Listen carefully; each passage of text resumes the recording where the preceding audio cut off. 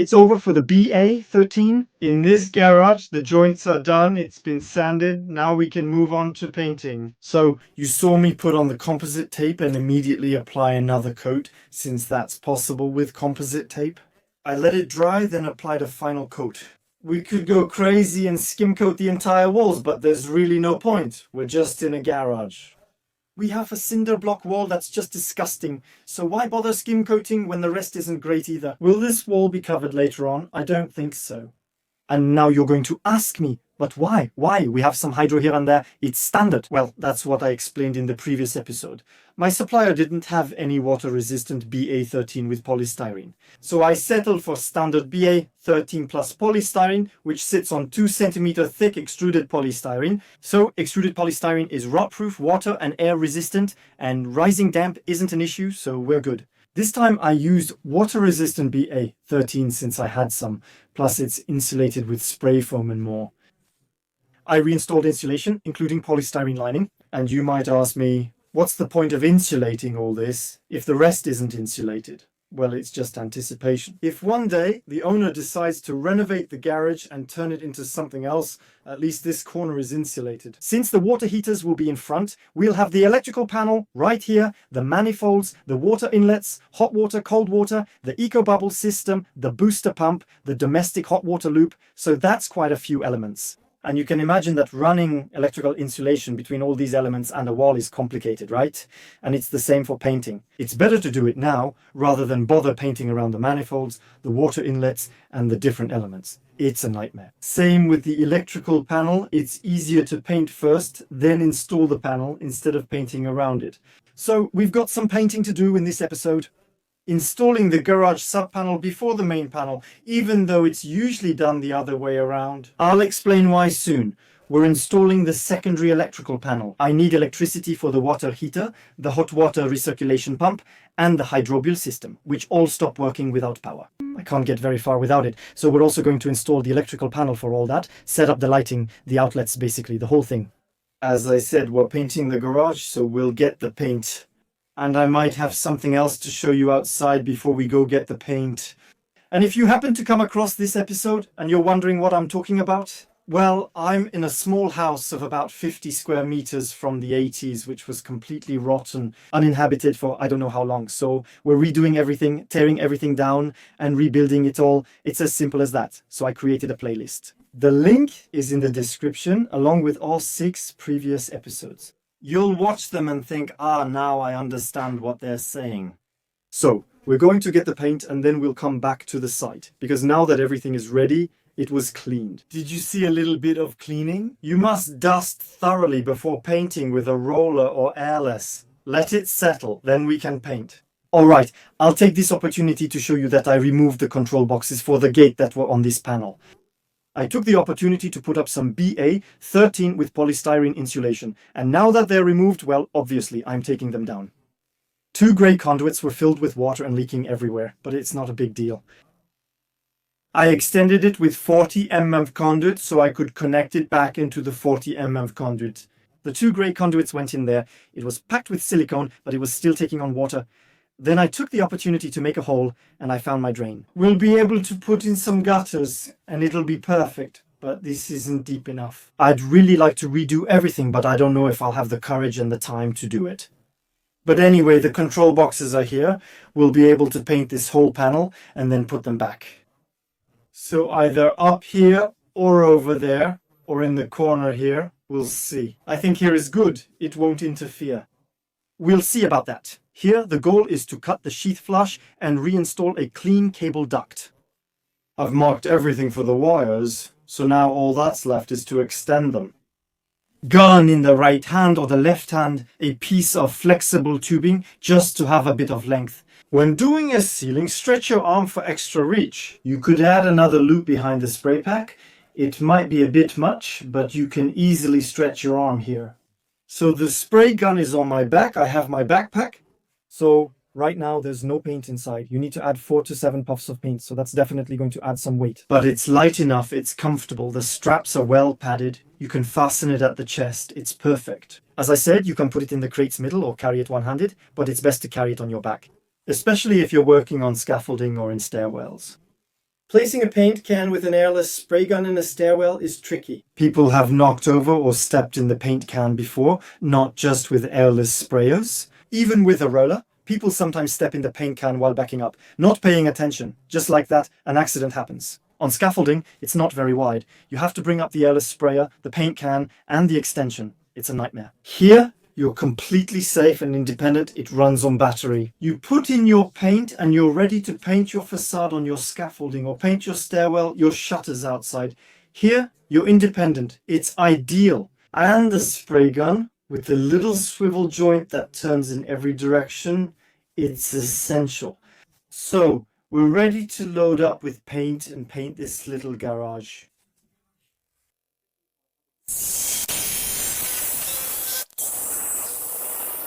So the advantage of tinting the primer is that we'll see a difference between the primer and the top coat, especially for the video white on white. Otherwise, you absolutely won't see the difference between the top coat and the primer. But even if you're not filming, always tint your primer. Make it a little gray, so that when you apply the top coat, you always know where you're painting, with either an airless sprayer or roller. Thanks.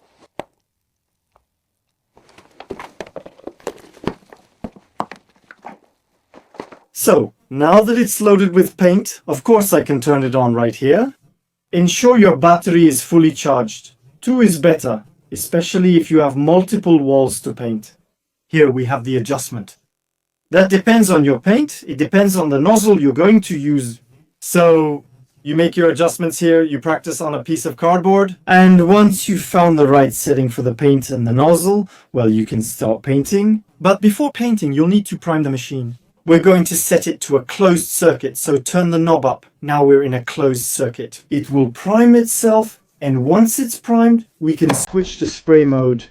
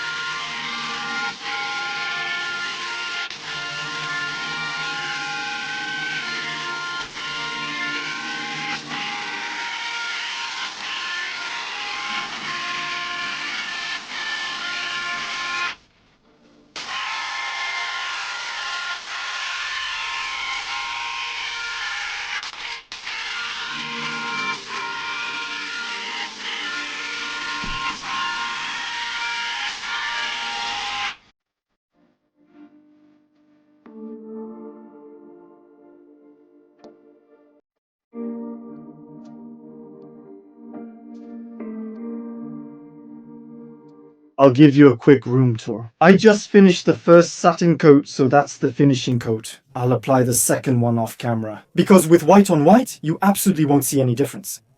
So there's no reason to film it for you. And then it'll be exactly the same thing, so I'll let you see for yourself. So you're going to ask me about the stringing. Yes, there's stringing on the base coat and the top coat. The stringing is the two strips you find on each side where the spray is. And why did I leave it? But first, I'll film the floor and you can tell me what you think. Both the workbench and spray pack are black. My little tripod. There's no mist at all. Nothing at all. So, what if I'd adjusted the cord by increasing the pressure, by adjusting the nozzle, by adjusting different parameters like the filter, the dilution of the paint, and so on? Maybe I would have added more mist. We're in a garage. Honestly, we don't care about the finish at all. What we want is for it to be white installed, the scaffolding, the panel that's going to come here. As for the rest, in terms of finish, if we wanted something perfect, well, we would have had to do a skim coat everywhere. And even on the cinder blocks, because if we want quality, obviously cinder blocks aren't the best. I want you to know I don't care about the finish or any ropes. We're in a small space, the fog gets everywhere, and for the cameras, it's really not great. So I'd rather have some ropes and avoid the fog. Inside the house, I want quality, with smoothing on all the walls and the ceiling. Naturally, I want to adjust for the dilution, nozzle, and filter. What am I forgetting? Other nozzles, filters, pressure, etc.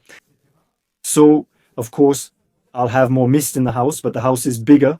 We'll ventilate, we'll open up, so if there's a bit of mist, it's not a problem. I'm happy now because I protected my cameras. I'm filming the tripod for you. It's perfect. The spray pack, the table, impeccable. There's always some dumb insect that gets stuck in the paint. Whether you're painting with an airless sprayer or roller, they always stick to the paint. It's crazy. It's fine for a garage, but delivering this quality for interior rooms isn't acceptable. I get it if a customer said, "This doesn't work, redo everything." I didn't pay much attention to the joints and screw heads. I sanded quickly. I didn't skim coat the drywall, but once you paint, all the flaws show up. A sheet of drywall gets handled, I don't even know how many times, before it's finally installed. So dents, marks, scratches. Plus, the texture differs from the plaster. It's satin paint, making it stand out more. But again, it's just a garage, meant for water heaters, an electrical panel, parking a car, and do it yourself. So these walls are definitely going to get bumps and marks. So we don't care. Basically, the idea is for it to be white, for it to be clean. I install my water heaters and electrical panel without complicating things by painting around them. Does the owner want to have something perfect? I don't think so. In that case, they would have told me they wanted something flawless when it comes to the walls. But for the interior, yes, it has to be flawless, both in terms of the plaster and the paint, but we'll talk about that again. So for now, we're going to focus on installing the secondary panel, and I'm doing it backwards. I ran 16 gauge wire through a 40mm conduit. I'm connecting it now. I won't film that part, but we'll do it last for safety. I'm going to connect this a bit roughly. I did a quick and efficient setup with Linky. Normally, I would install the main panel before the secondary one, but here I'm doing it in reverse. I can't set up the main panel until the pipes are installed inside the house. But it doesn't matter. Either way, it doesn't make a difference. The main thing is to connect them together. I'll film you when the main panel is installed. I'll use the 16 gauge wire again. We'll connect it to the main panel, which will supply the secondary panel. Okay. The secondary panel will be Schneider Electric, the small GTL. I'm familiar with Schneider. If you follow me on the channel, I love their products. We'll install a 13 module secondary panel in the garage and an 18 module panel in the house. Still with its GTL, so we'll discuss it for the house later. For now, we're unpacking, assembling and securing the GTL with expansion anchors. And then we can install the box, the small modules for lighting, outlets, water heaters, and so on. We take this piece and put it here. Same thing on the other side. In the right direction, we assemble the two parts. There you go. We take this part. We just snap it inside.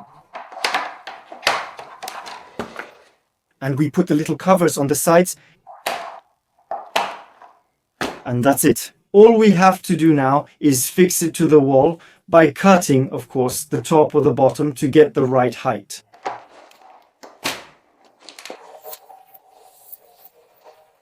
And so here, we're going to use this type of anchor. It's the Duo HM. I've already shown it to you in a previous video. When you screw it in, it will expand.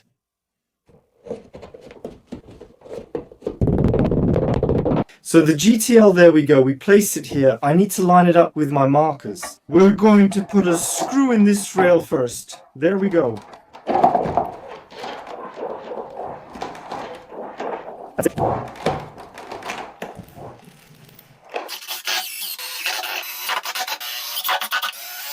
The panel frame.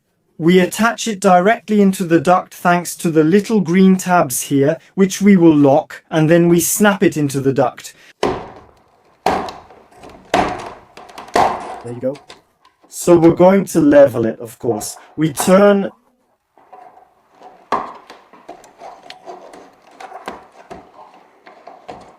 And there you go. Now it's locked. We can add screws to it. Of course, that's what I'm going to do. That way, at least, I'm sure it won't move anymore. And the idea, of course, is to level it.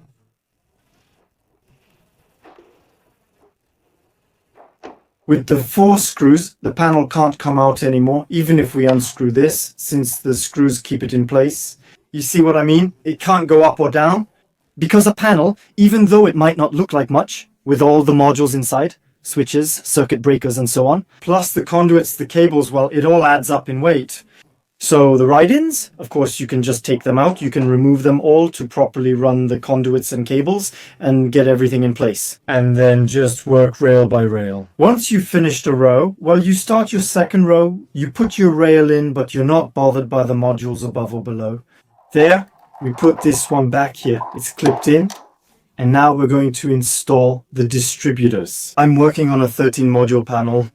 In the house, it will be an 18 module panel. Of course, there are 18 module distributors. So, with 13 modules on an 18 module panel, adding a 5 module unit brings the total to 18 modules. In that case, a differential switch powers it. You put all your small circuit breakers behind it, and for this one, you'll need to add a differential switch, and then you continue with circuit breakers behind it. So it's separate from it. On a 13 module panel, you can use a 5 module and an 8 module unit. Together they make 13. You see, you can do this pretty much however you want. Here, I'm going to put in a 13 module unit. So, you just have to pass it behind and then come. There you go, press here, and it's clipped in. On the second row, I'll add another 13 module unit. And on the last, probably an 8 and a 5. and on the 5 that I showed you, which is right here, we're definitely going to connect an electric charging station, since I need an electric charging station in this house. So here, 13 modules, we put a second one here. So the second one, we position it on the rail. And on the rail, we have the slot anyway. I'm not sure if you can see it, but each module is marked. So if you put it like this, you can see right away that you need to put it like this. And so there, just press it and that's it. So I can move this one a little. There we go. That's pretty good. So at the head of each row, of course, we'll put a residual current circuit breaker, and behind the residual current circuit breaker, the circuit breaker at 20 amps, 16 amps, 10 amps, whatever. So it's the plug-in system, the 2 little pins. The yellow part is for clipping and unclipping. You take it, position it here, press, and it's clipped in. If I need to remove it with a screwdriver, I can reach in since nothing's connected. I pull on it and I can remove it. If I need to put it underneath, I can put it underneath. You got it, the brush, hop, that's done. And in the back, we can put the circuit breakers. So a 20 amp circuit breaker for the thermodynamic water heater, 16 amps. I'll do the same thing on both rows to keep it simple. 20 amps for a water heater, 16 amps. It could be the Grundfos Scala 2 pump, for example. That could be the Eco Bubbles system. And here, it could be the lighting at 10 amps. So for the second row, it's exactly the same thing. Of course, I have my residual current circuit breaker, which is at 63 amps. I'll talk to you about it again in a moment. I install a 20 amp circuit breaker. That's for the second water heater. A 16 amp breaker for the hot water loop, for example, 16 amps. It could be the 4 outlets that I'm going to put in the 4 corners of the garage, or the hot water loop. And this one, the outlets, it doesn't matter. The 10 amp one is for the gate motor, which uses 24 volts, so 10 amps is plenty. Why did I mention 63 amps earlier? I'll mention it again. My main circuit breaker is 60 amps, so I need a 63 amp one. Next, the upstream and downstream rules. I just want to say it doesn't matter since I have under 8 circuit breakers per line with 20, 16, 16 and 10 for each line. I did exactly the same thing. We're at 62 amps now. Upstream rule, you put your 63 amp breaker, and behind that, you can put 8 circuit breakers of 20 amps each if you want. We don't care. But downstream rule, you absolutely need to make sure that the total of all your circuit breakers does not exceed the capacity of the residual current device. So here we're actually pretty good. So third and last row, or it could be the first row if we had started from it. It doesn't matter. 5 and 8 module distribution blocks. 8, 5 and 13. So this one will be for the charging station for the electric vehicle. We'll talk about it later. I'll put it in that corner, and this one will go beside it. But if I power this one with a residual current circuit breaker, no matter what I put behind it, it won't power this 5 module distribution block. This one will need its own residual current and circuit breakers, specifically a differential circuit breaker. But the advantage of having an 8 and a 5 on the same line is that you can put 2 residual current circuit breakers and, of course, separate the distribution blocks. So we slide this one in here. There we go. We put this one right there, just next to it, like it's little buddies. Residual current switch. Next to it, I'll add a 16 amp circuit breaker and a block of 2 outlets. So here, you don't have anything to wire. It's just one single block. There you go. Snap it in, lock it underneath, and if it's connected to the ground, that's it. Okay, so the differential switch, the circuit breaker, but 2 outlets. It's always handy to have 2 outlets in the panel, especially in a garage. I open the door and see 2 outlets in the middle of the panel. We'll discuss the area next to it later. So there will be the differential circuit breaker and everything else that's free next to it. We only install the differential circuit breaker for the terminal on this distributor. A charging station uses its own dedicated line with a separate differential or interplus circuit breaker. And of course, it's going to be connected directly to the neutral and phase terminals of the panel, since it's a differential switch because it's the closest to the terminals. I'm going to use 16 square cables connected to the neutral and the phase. And then to power the other switches, we're going to use bus bars, vertical bus bars that are installed like this. It's neat, saves space and keeps things tidy since we tighten everything properly. The 16 square millimeter cable runs across and behind, saving space and keeping things tidy. First row, second row, and third row. I have all the necessary components to connect the lighting and the outlets. We're going to set up a two-way switch with Schneider Mureva, so if you're interested in seeing how it's done, you'll see it here. Later, I have water heaters to connect. I have the different pressure pumps and the sanitary hot water loop, but I don't have them here for now. Right now, I only have the water heaters. We'll install the small water heater in the supports I set up earlier. In the previous episode, if you haven't seen that episode, you have the playlist linked in the description. I added reinforcements to the structure to support the thermodynamic water heater placed beside it. So the lighting, the different outlets, and then the terminal. We'll see that later. And now this is going to be a real dilemma. It's the grounding. The grounding in this house is a disaster. I had 600 ohms. I don't remember how much exactly. We saw that in episode 1 or 2. Should I put in grounding rods? I'm thinking that here I made a hatch for my drains. I could put the grounding rods here. But I'm afraid of one thing. It's the water supply. So that was in, I don't really remember which episode, maybe 3, 4, or 5. Anyway, I brought up the water supply by digging outside. All the drains were clogged, so I managed to bring the water supply up into the garage. Normally it makes a loop like this. From what I understand, it makes a loop like this. But since the meter is over there, maybe it goes back like this. All I have to do is put my ground rod in, hammer it down, and I hit the water line right on the spot. And then it's a disaster. So, I don't know, I'm hesitating now. Or maybe shouldn't I put the ground rods at the main panel?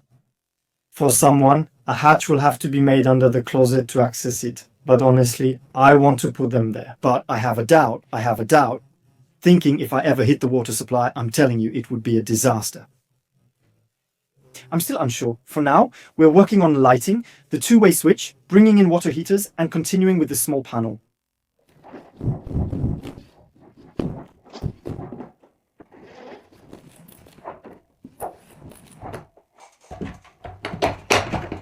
So regarding the lighting, for now I've propped my strip light on a clamp because it's curved. That keeps it from moving. These are fully plastic strip lights, so if I remove the cable gland underneath, we don't have a ground. However, as for the cable, I'm going to keep the ground wire, because if we ever need to change the lights, we'll be glad to have some ground wire. Otherwise, you have to make a loop with the cable. And then you leave some length and we can always cut it if needed. So the idea is to pass all of this through the cable gland. We're going to loosen it a little bit. We put this through there. There we go. The phase, the neutral, we press on it. We put the wire inside. We press on it. And we put the neutral inside. We put the cable gland back on. So yes, I have my wire, which I'm going to put like this. There we go. So here we have a seal. We tighten it. There you go, it's connected.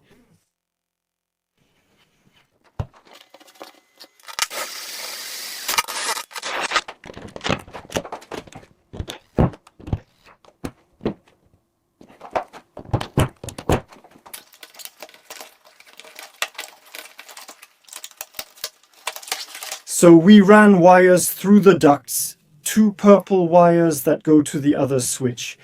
Here we have a red wire that represents the phase, which will be connected directly to the circuit breaker. And the orange wire that we have in the other switch, that's the return wire that will connect to the lights. For now, what we want is to strip all of this. And here I have 3G 2.5, but that's for my outlets. We'll talk about it later.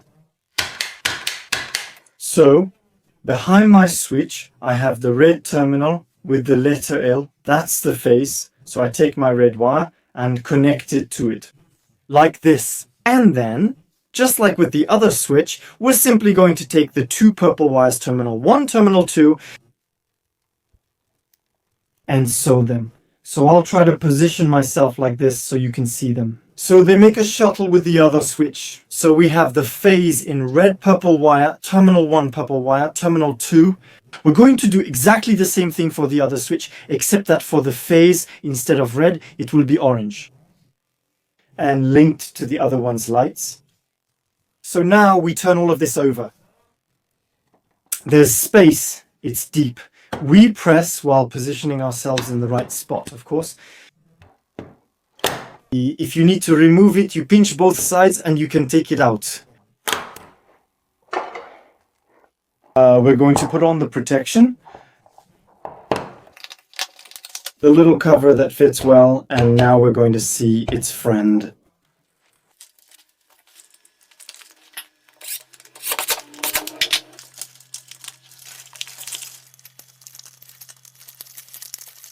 The orange wire, we put it on the face, which is the red terminal, and then the shuttles.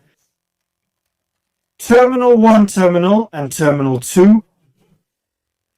So it should look like this. I'll put this one over the top, this one underneath. There you go. It needs to look like this.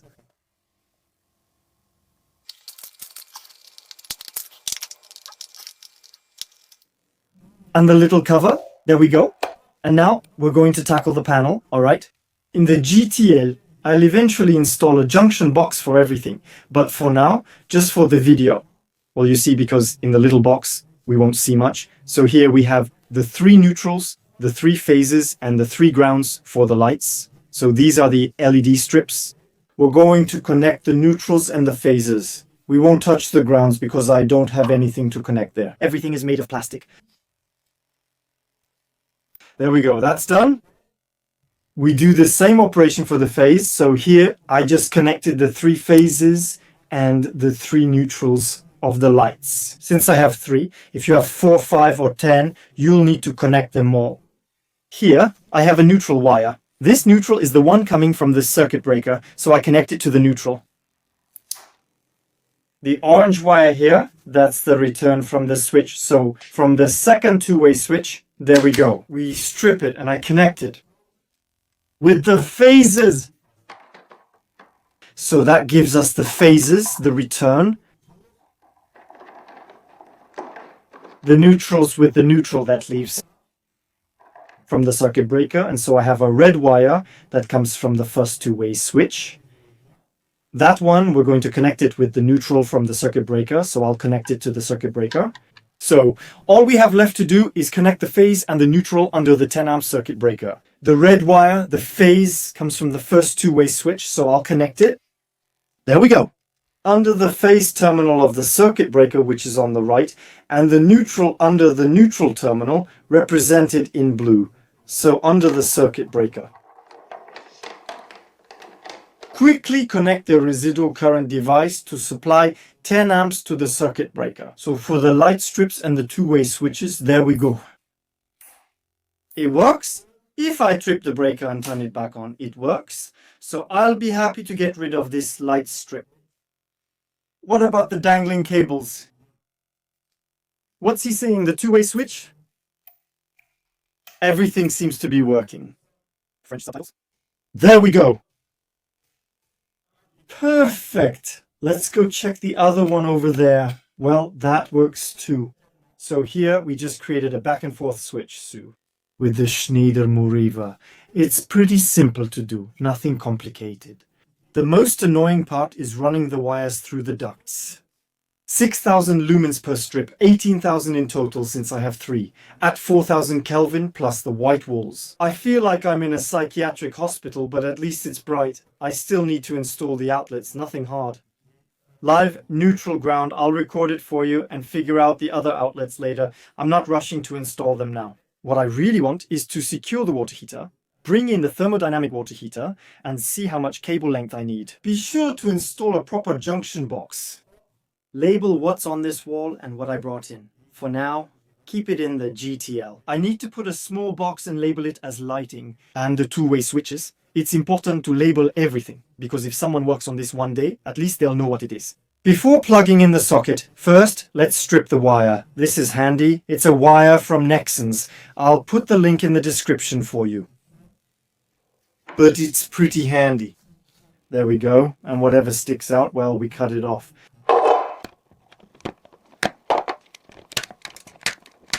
So the neutral, there we go, here, the ground, there you go, in the middle.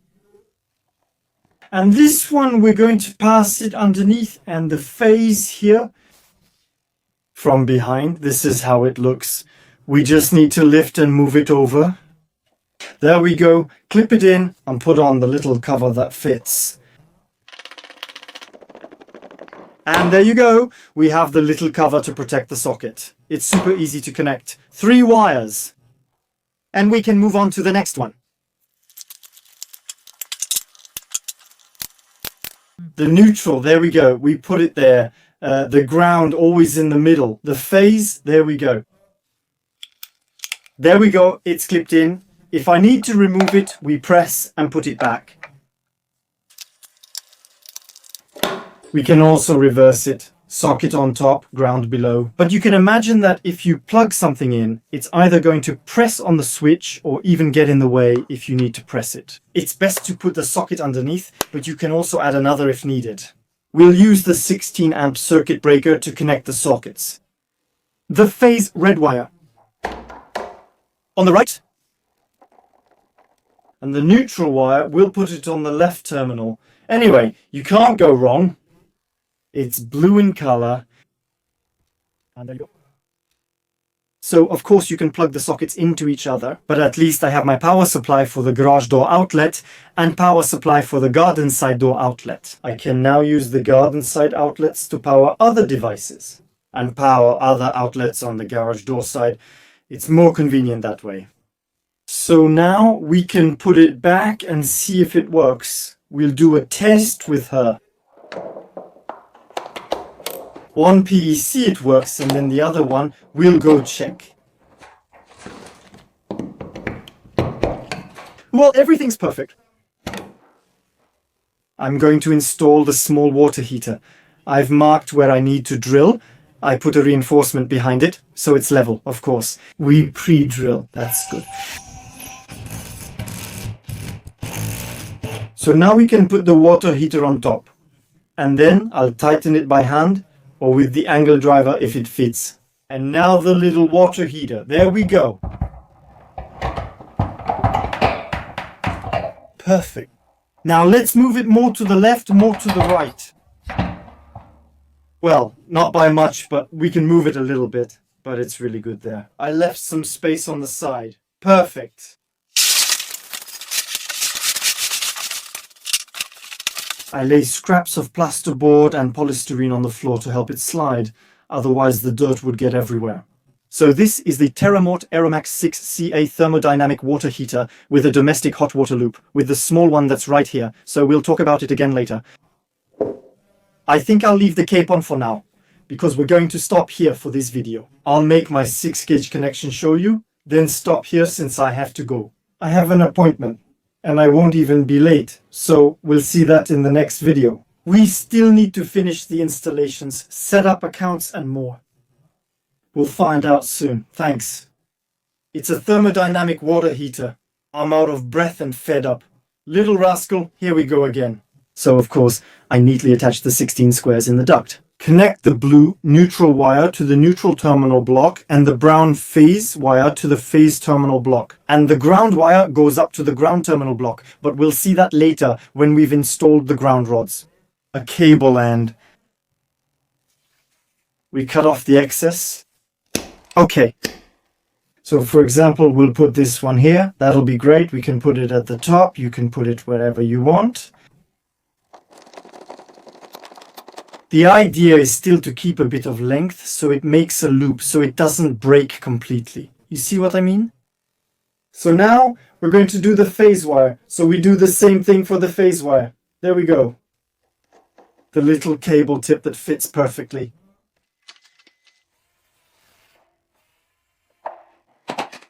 We cut off the excess. We're going to put this one here. Hold it firmly in the back as you slide. It's still plastic, so breaking it would be a shame. And this one, I'm going to tie it up neatly in there. There's even a song that says, when you're dumb, you're dumb. I lost the second vertical comb. I can't find it. I don't know where it is.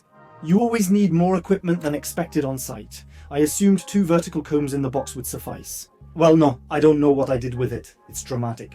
I can connect the breaker to the breaker, but connecting this one to that one has me stuck. Aside from using some ugly 16-gauge wire just to show you that it works, it's not a big deal. We'll see that in the next video. I'll go get some more. And when I've gone to get 3, 4, 5, a whole box, well, I'll come back to the site. I'll find it again. It's always like this. No big deal. We'll end the video here since we've covered everything. I wanted to make a 1-hour video. In the next video, we'll cover the final installation of the thermodynamic water heater, small water inlets and pumps, the comb in the panel, and then everything will be fine. Everything will get back to normal. So thank you for watching this video. I'll see you in the next episode. If you enjoyed this video, please like, share, comment, and subscribe. That's all. Okay, take care and see you very soon.